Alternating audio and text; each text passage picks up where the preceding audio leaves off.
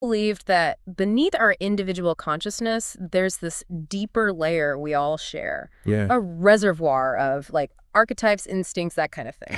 A shared inheritance almost. Exactly. It shapes how we see the world, how we behave. So we're not talking telepathy then. No mind reading. No, more like shared patterns, in behavior, Oh. in storytelling. Like those rom-com plots. Mm. Girl meets guy, things go wrong, they get back together. Yeah, told over and over across cultures. It does tap into something, doesn't it? It does, something universal. Or even take stress eating. Oh, tell me about it. It's not just personal, right?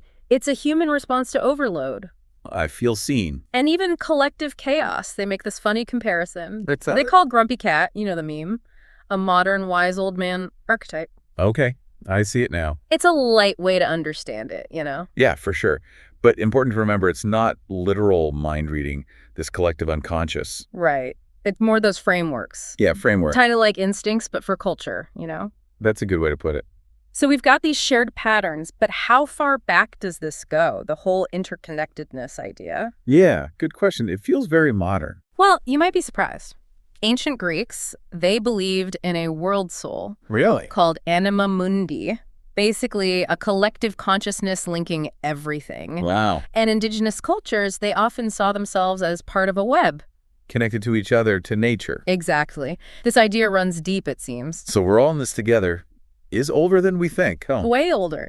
Collective chaos makes that joke, too. They compare it to High School Musical. Aha, perfect. But it's not just ancient stuff. Medieval mystics, they thought thoughts could travel by vibrations. Like a medieval version of telepathy. Kind of. And even today, our tech almost mirrors these old ideas. How so? We talk about the internet as a global nervous system connecting us all. It's like our ancestors were onto something. Right, even without the scientific terms. So where do modern theories fit in? Like Rupert Sheldrake? Ah, yes. Morphic resonance, right? Yeah. He takes it a step further. In what way? He says there are actual memory fields in nature. Invisible patterns that influence us. Yeah. Like a collective memory bank we all tap into. Collective chaos jokes about this, I remember. They do, right. The host wonders if forgetting where she parked adds to a global database of lost cars. That's hilarious. But Sheldrake's saying habits, skills, maybe even experiences leave an imprint. Making it easier for others to do or learn the same things. Could that explain why some things seem easier now than they were, say, 100 years ago? Interesting thought, isn't it? It is. But how does morphic resonance, these memory fields, hold up scientifically? That's where it gets tricky. How so? Sheldrake's ideas, they're still debated, Yeah, I can imagine. But modern neuroscience, it's finding things that point to empathy being biological. Interesting. Anything specific? Mirror neurons, for instance. Right, those brain cells that fire when we do something NDE, when we see someone else doing it. Exactly. Our brains, they mirror the experiences of others. To understand their intent, to feel what they feel. Yeah. That's why we cringe when someone trips. We're experiencing their embarrassment. That makes so much sense. Even collective chaos uses this. They joke about cringing at bad TikTok dances. It's a light example, but it shows how connected we are neurologically. Not just emotions either, right? No. Studies on group problem solving, they show that collaboration boosts intelligence. So there's a collective element to thinking itself. Seems like it. Our thoughts, our ideas, they blend when we work together. Fascinating. So we're wired for empathy, for collaboration. How does that play out in our hyper-connected world? Social media. Now that's a whole other layer. It has to be right. With social media, this interconnectedness has got to have a huge impact online. Huge is an understatement, I think, but we'll get into that after the break. All right, sounds good. We'll be right back. Social media, it's like this giant amplifier, for collective behavior. Right. Good and bad. Oh, yeah, for sure. Think about those viral trends. Oh, totally. When everyone's doing the same thing. Millions of people all over the world. Yeah, it's like you're seeing collective consciousness happening. Exactly. Those shared patterns playing out big time. But it's not all fun and games, right? Definitely not. Same mechanisms. They can spread bad stuff, too. Like what? Misinformation, harmful ideas, that kind of thing. Collective chaos mentions that too, how fast negativity spreads online. They do, right? It's like a double-edged sword, this whole thing. We connect in amazing ways, but... We're also open to manipulation, groupthink, all that. So how do we deal with that? It's a lot to navigate. Well, critical thinking becomes super important. Yeah, being able to tell what's real, what's not. What's based on, facts versus fear or hidden agendas? But how do you even learn that? There's so much info coming at us all the time. It's overwhelming, right? One thing is to be a bit skeptical. Don't believe everything you see. Exactly. Look for evidence, consider different views. Don't just stay in your own echo chamber. Exactly. And challenge your own assumptions, too. That's a big one. Ooh, that's tough, but probably good for us. It is. And media literacy matters, too. Understanding how info is presented, manipulated, all that. Yeah. It helps you be a smarter consumer of news, of social media. It's like we need a whole new skill set for this world. In a way, we do. We got to be more conscious, more mindful. More responsible for how we engage. Exactly. It's not just knowing the theory, it's putting it into practice. Okay, so how do we do that?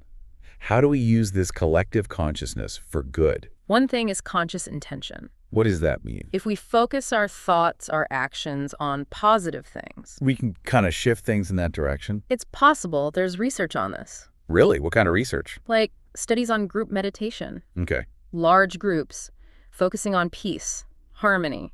And what did they find?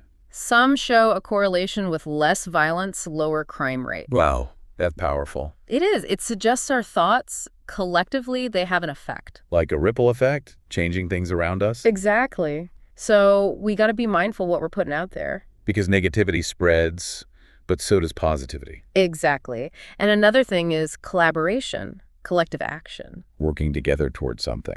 Yeah. When people unite, their energy, their creativity. It becomes a force for change. Right. Think about movements, social justice, environment, those things. Yeah, those are fueled by a sense of connection, right? They are. It's recognizing we're part of something bigger.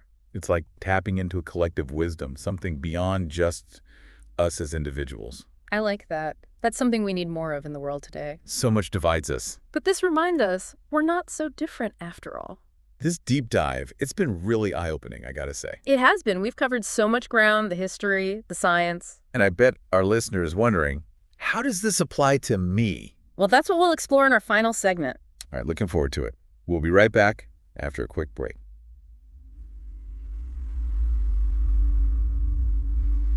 We're back, and I gotta say, this whole deep dive's been pretty mind-blowing. It is, isn't it? This collective consciousness thing. Yeah, the history, the science. The potential, even the risks. It's a lot. We've covered so much. Young, mirror neurons, global meditation. Social media, all of it. But let's bring it home now. Okay, yeah. What does it all mean for, the person listening right now? Here's the thing. If we are all connected, like truly, If our thoughts, emotions, they all affect each other. it changes everything, how we see ourselves, our place in the world. It's kind of empowering, but also kind of scary. Yeah, I get that. Like, we're part of something huge, but our choices matter more than we thought. Exactly. Think about your impact just on the people around you. Family, friends, that kind of thing. Your mood, what you say, what you do, it all creates ripples. Affecting them, even if we don't realize it. And those ripples, they go outward, people you might never even meet. It's like that butterfly effect, right? Yeah. Small acts can have big consequences. Big time. And the flip side is true, too. Negativity spreads fast. Especially online, like we talked about. That's why it's so key to be aware, of our own inner world. And how it impacts others. Yeah, that's the starting point, I think. So how do we become more conscious participants in all this? We've talked about critical thinking. Media literacy, all that. But are there other practical steps we can take? Mindfulness, that's a big one. Just paying attention, being in the moment. Yeah, without judging yourself. Help you become aware of your thoughts, your feeling. Exactly.